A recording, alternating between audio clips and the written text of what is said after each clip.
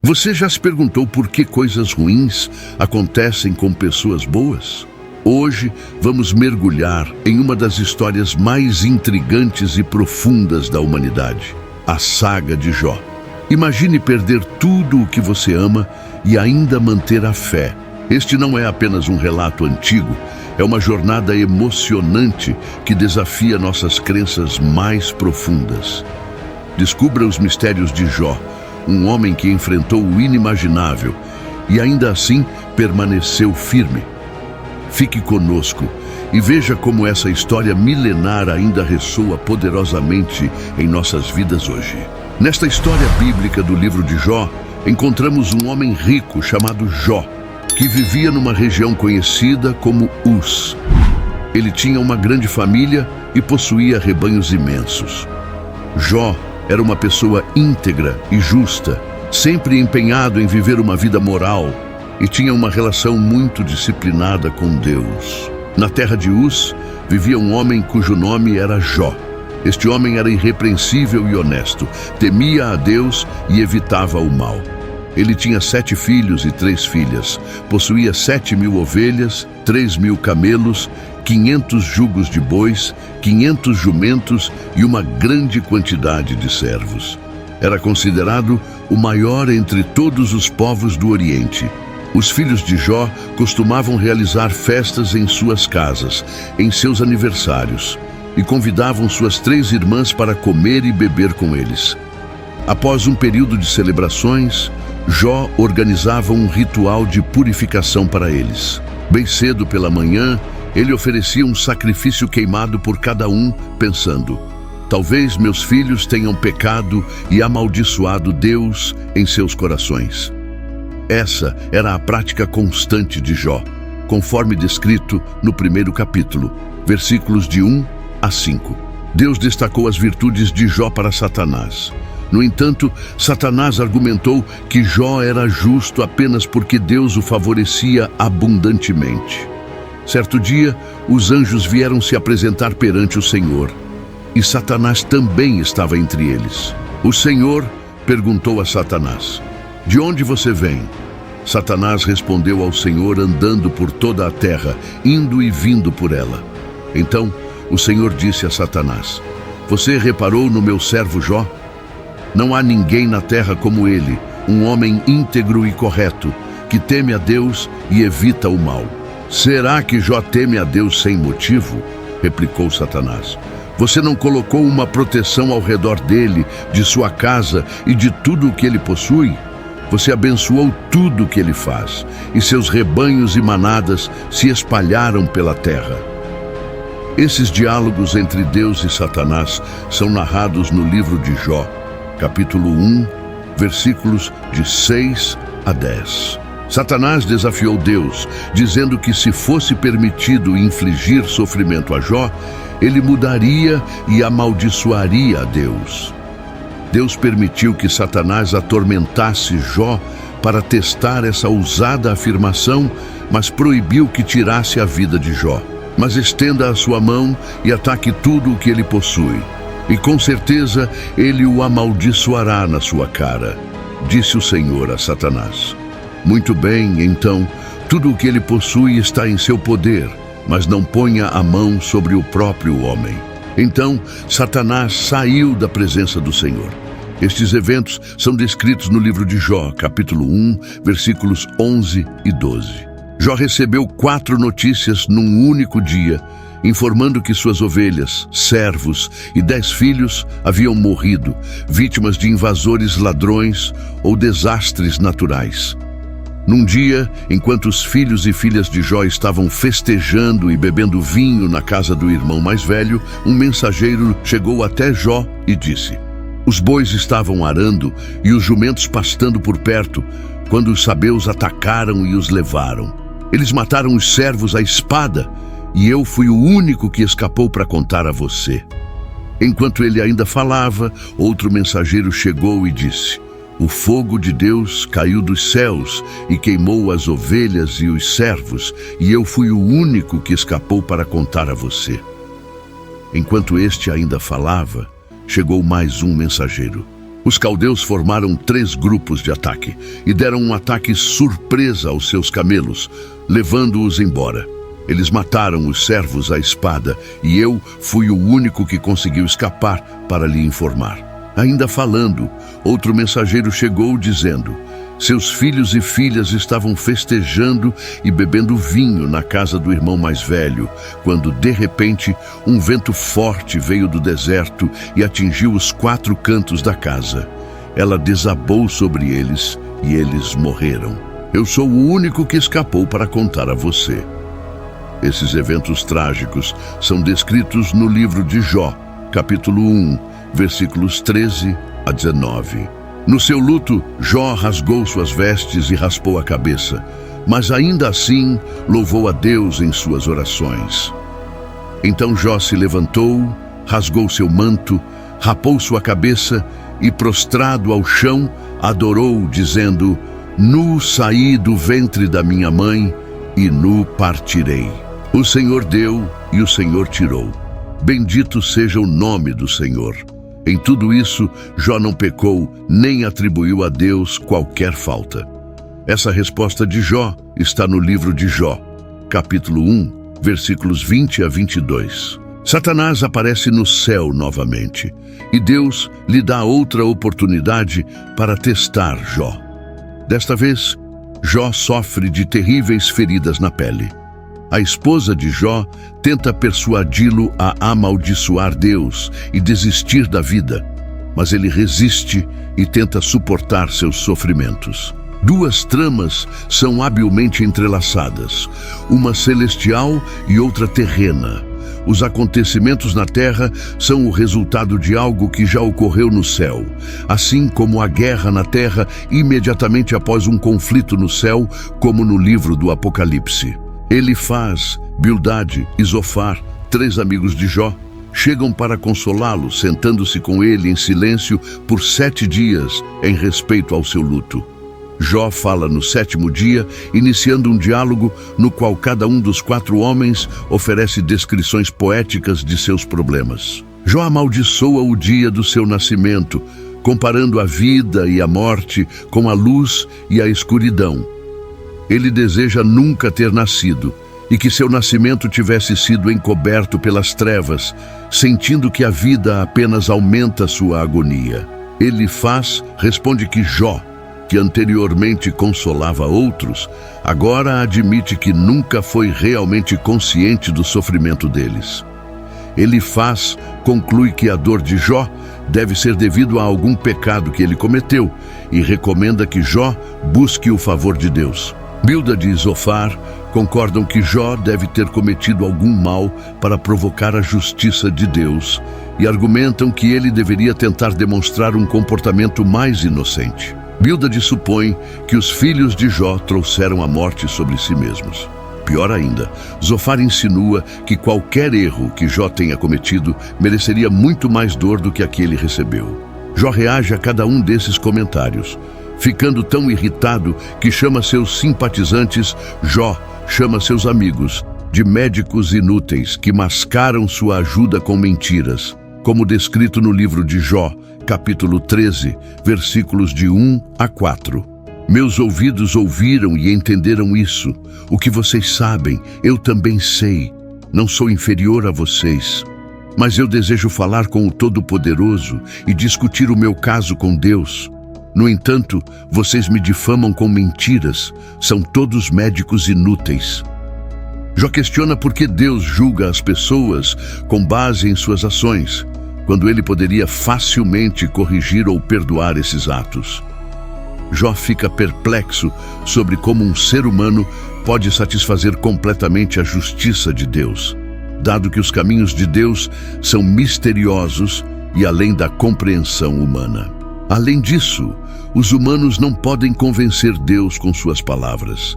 Deus não se deixa enganar e Jó admite que nem mesmo conhece a si mesmo o suficiente para defender seu caso perante Deus. Jó anseia por alguém que possa mediar entre ele e Deus, para que não seja condenado ao Sheol, o submundo. Jó acredita que no céu, Há uma testemunha, o Redentor, que atestará sua integridade, como ele expressa no capítulo 19, versículo 25. Sei que o meu Redentor vive e que no final ele se levantará sobre a terra. E no capítulo 16, versículo 19, agora mesmo a minha testemunha está no céu, o meu advogado está nas alturas. O sofrimento se torna insuportável para Jó, e ele se torna amargo, ansioso e assustado. Ele lamenta a injustiça de Deus, permitir que pessoas más prosperem, enquanto ele e muitas outras pessoas honestas sofrem. Jó quer enfrentar Deus e protestar, mas não consegue encontrá-lo fisicamente. Ele pensa que a sabedoria está oculta da humanidade, mas resolve persegui-la temendo a Deus e evitando o mal. Eventualmente, Deus intervém no diálogo divino da primeira rodada. Durante seus discursos, Jó pediu a Deus 36 vezes que falasse com ele. Agora, seu desejo é atendido. Nas 2 vezes em que Deus fala com Jó, isso acontece no meio de uma tempestade. Há um certo humor na maneira como Deus se dirige a ele. Jó é lembrado por Deus de que ele é o Criador de tudo. Deus percorre sua impressionante atividade de criar e sustentar o mundo, perguntando a Jó se ele poderia igualar essa obra. Ele termina perguntando se Jó está em posição de julgar, dizendo que é impertinente para Jó acreditar que Deus deveria se explicar a ele. Jó é feito sentir-se muito pequeno. Eventualmente, Jó responde: sou indigno. Como posso responder-lhe?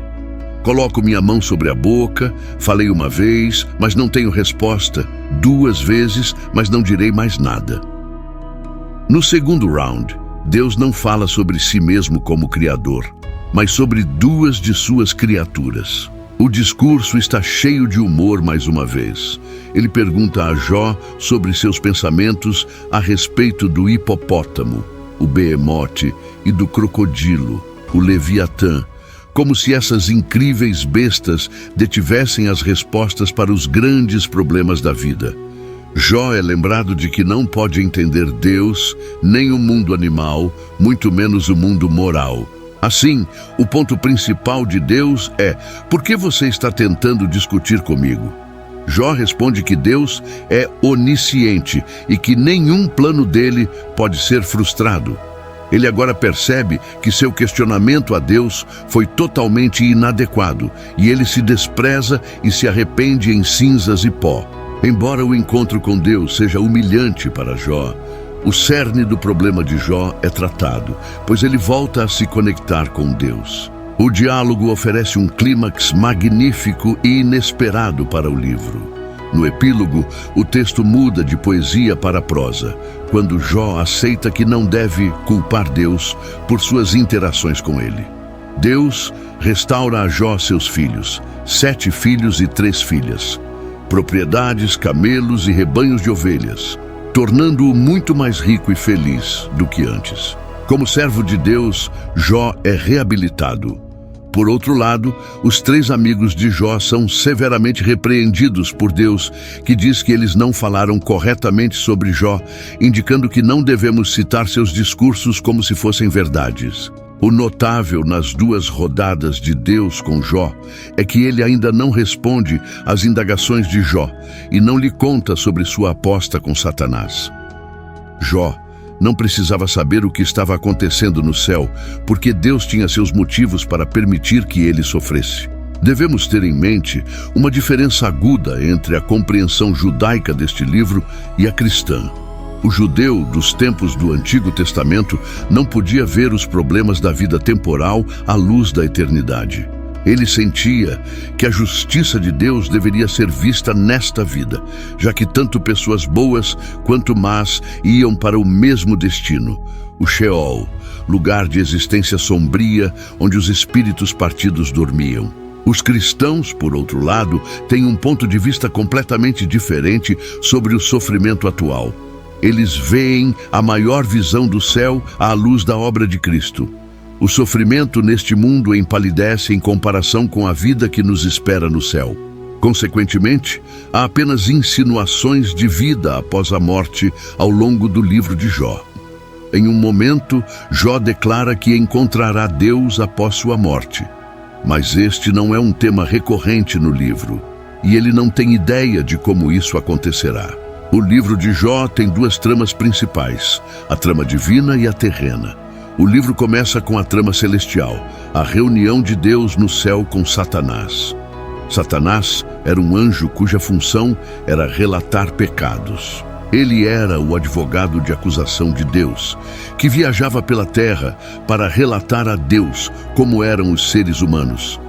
No tempo de Jó, Satanás havia se tornado tão cínico que não acreditava que alguém pudesse amar a Deus pelo próprio Deus. Ele acreditava que as pessoas só amavam a Deus pelo que ele podia lhes proporcionar. Assim, ocorre um debate entre Deus e Satanás, com Satanás argumentando exatamente isso. Deus pergunta a Satanás se ele encontrou Jó em suas viagens pela terra. Jó me ama, porque ele me ama, não por qualquer bênção que recebeu, afirma Deus. A resposta de Satanás é cínica, argumentando que se Deus tirasse as bênçãos de Jó, ele blasfemaria contra Deus, assim como qualquer outro. Como resultado, ocorre a aposta divina. A tensão é essencial em qualquer drama excelente. Jó desconhece a aposta divina, enquanto o leitor está a par. O teste seria inútil se ele soubesse. Esse encontro nos ensina verdades valiosas sobre Satanás. Primeiramente, sugere que ele não pode estar em dois lugares ao mesmo tempo, não sendo dotado da onipresença de Deus.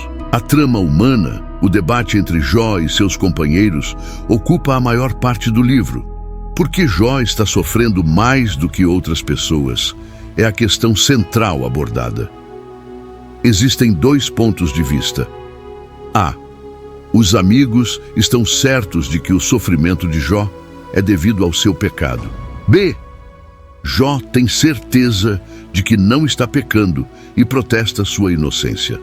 A troca é cheia de suspense, pois o leitor sabe que Jó está correto. A estrutura de duas tramas do livro nos lembra que ninguém conhece o quadro completo quando se trata de entender por que as pessoas sofrem. Deve ser muito difícil se defender quando se está em tanta miséria. Além da busca por explicações, todos são confrontados com uma pergunta maior. Posso continuar a acreditar em um Deus bom quando tudo parece estar dando errado? O livro de Jó oferece uma resposta a essa pergunta. Qual foi a maior dor de Jó? Isso esclarece a importância deste tópico. Foi uma confrontação física. Ele estava coberto de feridas da cabeça aos pés, cansado, exausto e em dor excruciante. Socialmente, devido à sua aparência física e ao fato de que a comunidade local estava ciente de sua recente tragédia, ele se tornou um pária social. As pessoas andavam do outro lado da rua, em vez de conversar com ele, enquanto ele se sentava na pilha de cinzas na extremidade da aldeia. Até os adolescentes riam dele. Mentalmente, ele enfrentou a dor mental de não saber por que essas coisas angustiantes estavam acontecendo com ele, especialmente porque parecia não haver nada em seu passado que apontasse para isso. Espiritualmente, sua angústia espiritual era muito pior do que qualquer outra, pois ele se sentia afastado de Deus. Jó clamou, implorando a Deus para localizá-lo, falar com ele e até mesmo discutir com ele. Essa foi a verdadeira dor mais excruciante. O sofrimento é muito mais agonizante se acreditarmos que Deus está distante e desinteressado. No entanto, quando Jó finalmente conseguiu falar com Deus, as coisas não aconteceram como planejado. Para os cristãos, o livro de Jó pode ser visto no contexto do Novo Testamento. 1. Deus permitiu que Satanás provocasse a morte de Jesus na cruz, com o próprio Filho perguntando, "Meu Deus, por quê?" Assim como com Jó, Deus não explicou por quê. Isso sugere que até o Filho de Deus perdeu o contato com o propósito de seu sofrimento sob a intensidade do tormento da crucificação. 2. O cristão entende que a vida continua além da morte.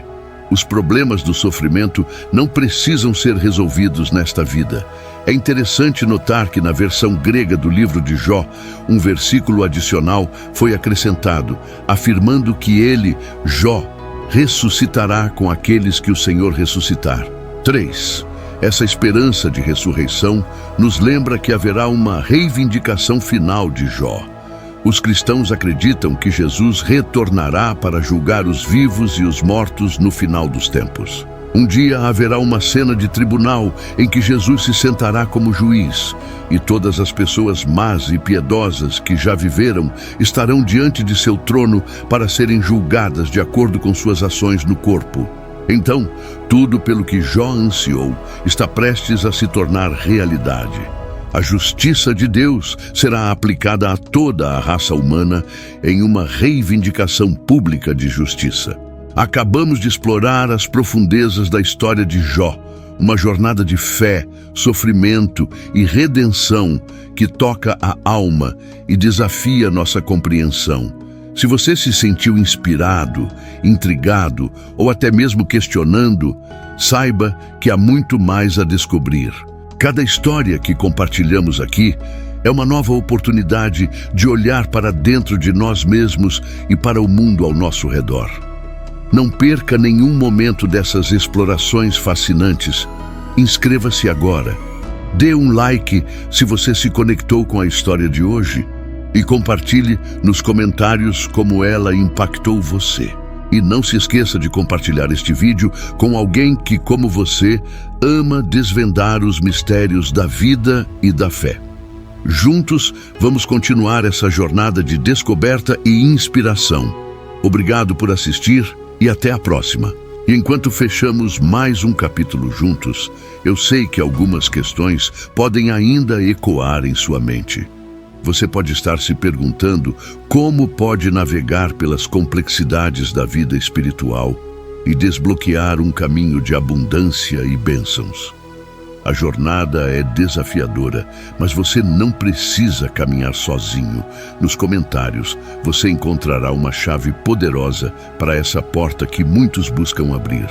O e-book Descubra a Prosperidade com Deus, o guia definitivo para superar desafios espirituais e viver uma vida abundante. Este não é apenas um livro, é o fruto de anos de pesquisa, vivências e revelações profundas que agora estão ao seu alcance. Imagine superar as barreiras que impedem o seu crescimento espiritual e financeiro. Pense no conforto e na segurança de viver uma vida alinhada com as promessas de prosperidade que foram destinadas a você. Esse e-book é mais do que letras em uma página. É um mapa para o tesouro que você merece. Faça parte dos muitos que já estão trilhando um caminho iluminado pela fé e pelo conhecimento. O poder de transformar sua vida está a apenas um clique. Confira agora mesmo nos comentários e inicie sua jornada para uma vida de plenitude e prosperidade. Lembre-se, a prosperidade com Deus não é apenas um sonho distante, é uma promessa à espera de ser cumprida. E com este guia, você está um passo mais perto de torná-la realidade. A sua história de sucesso começa hoje.